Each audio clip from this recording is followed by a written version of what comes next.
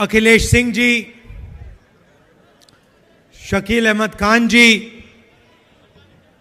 मदन मोहन झा जी, तारिक अनवर जी, इमरान प्रतापगढ़ी जी, कन्हैया कुमार जी, मोहम्मद जावेद जी, अहमद अशफाक करीम जी, alliance के नेता दीपंकर भट्टाचार्य जी, महबूब आलम जी, कुणाल जी, stage पे कांग्रेस पार्टी के सब वरिष्ठ नेता, भाइयों और बहनों, प्रेस के हमारे मित्रों, आप सबका यहां बहुत बहुत स्वागत, नमस्कार।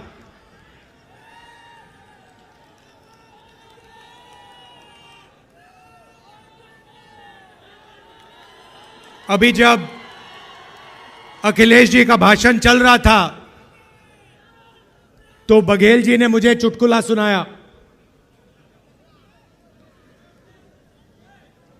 आपके स्टेट के आपके चीफ मिनिस्टर के बारे में चुटकुला है, मैं सुना देता हूं आपको, सुनना है?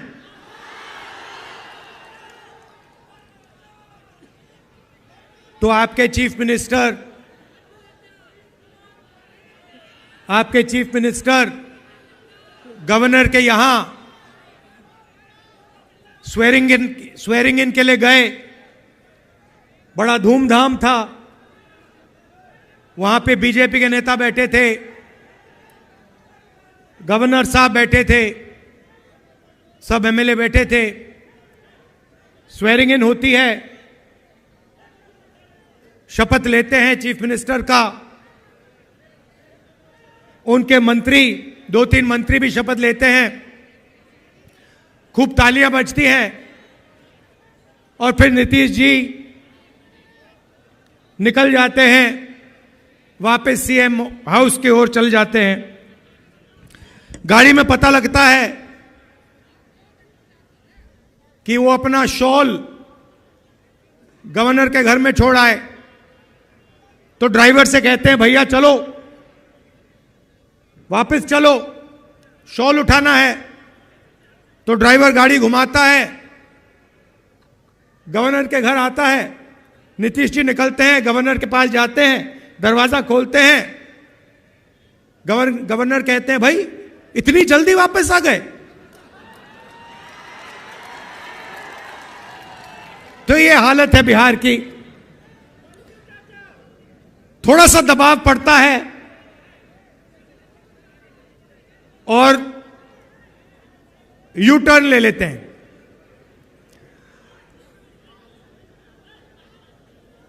दबाव क्यों पड़ा? क्योंकि बिहार में हमारे गठबंधन ने एक बात जनता के सामने रखी है। इस यात्रा में हम 5 न्याय की बात कर रहे हैं, उनमें से एक न्याय, उसको आप सामाजिक न्याय कह दीजिए, उसको आप हिस्सेदारी कह दीजिए, उसको आप भागीदारी कह दीजिए, उसके बारे में हम काम कर रहे हैं। मैंने पहले भाषणों में कहा है कि इस देश में अलग अलग वर्ग के लोग हैं। पिछड़ी जात के लोग हैं, दलित हैं, आदिवासी हैं, माइनॉरिटी हैं, जनरल कास्ट के लोग हैं। हर समाज में कमजोर लोग हैं। ओबीसी समाज देश का सबसे बड़ा समाज है। मगर अगर मैं आज आपसे पूछूं कि इस देश में ओबीसी समाज की आबादी कितनी है, आप इस सवाल का जवाब नहीं दे सकते। दे सकते हैं? कोई नहीं जानता। और मैं सिर्फ एक बात आपके सामने रखना चाहता हूं। आप देश के किसी भी सेक्टर को देख लो, सरकार की बात करनी है तो मैंने पिछले भाषणों में कहा, जो देश की सरकार को चलाते हैं 90 अफसर हैं, आईएएस के अफसर हैं,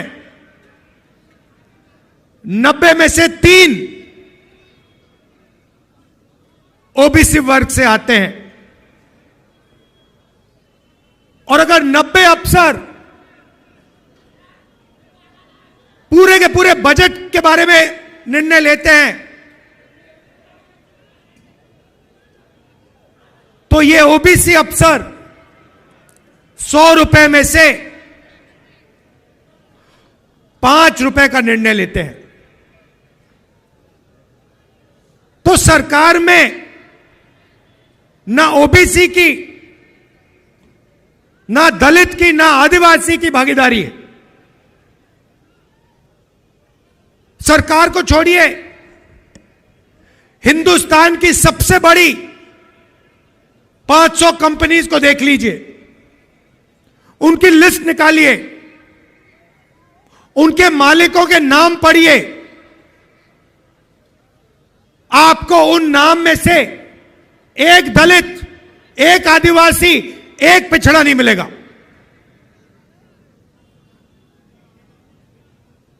मीडिया को देख लीजिए, अखबारों को देख लीजिए, टीवी को देख लीजिए, एक मालिक ओबीसी वर्ग, दलित वर्ग, आदिवासी वर्ग का आपको नहीं मिलेगा। रिपोर्टर मिल जाएंगे, उनको भी कोने में बैठा रखा है, जो उनके दिल में वो बोल नहीं पा रहे हैं। मगर सीनियर मैनेजमेंट में और मालिकों में आपको एक ओबीसी, एक दलित, एक आदिवासी नहीं मिल सकता।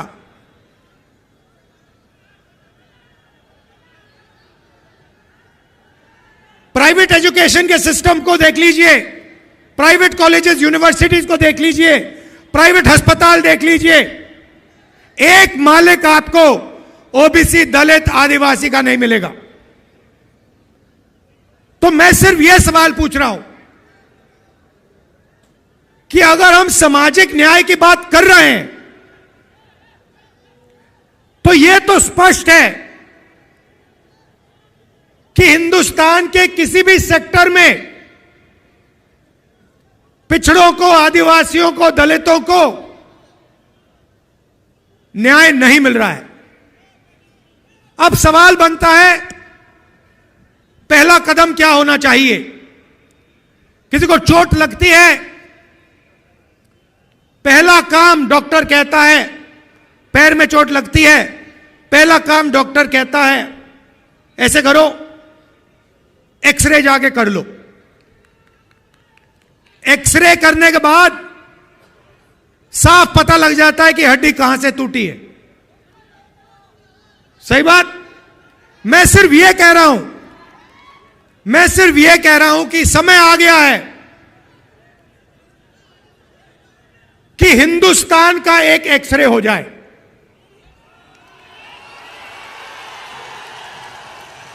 एक एक्सरे हो जाए, उसके बाद एमआरआई भी हो सकता है, मगर पहले एक एक्सरे हो जाए कि इस देश में किसकी कितनी आबादी है, लोगों की गिनती हो जाए। जनरल कास्ट के इतने लोग हैं, उसमें से अमीर इतने हैं, ओबीसी जात के इतने लोग हैं, उसमें से अमीर इतने हैं, गरीब इतने हैं, किसान इतने हैं, मजदूर इतने हैं, भूखे इतने हैं, आदिवासी के इतने लोग हैं, इसमें आदिवासियों में अलग अलग ट्राइब्स के इतने इतने लोग हैं, दलित इतने हैं, इसमें दलितों में ये अलग अलग लोग हैं, ये भूखे मर रहे हैं, ये मजदूरी कर रहे हैं, ये सड़क बना रहे हैं। बस मैं यही कह रहा हूं सामाजिक न्याय का यही मतलब है, और सामाजिक न्याय का पहला कदम देश का एक्सरे करना है।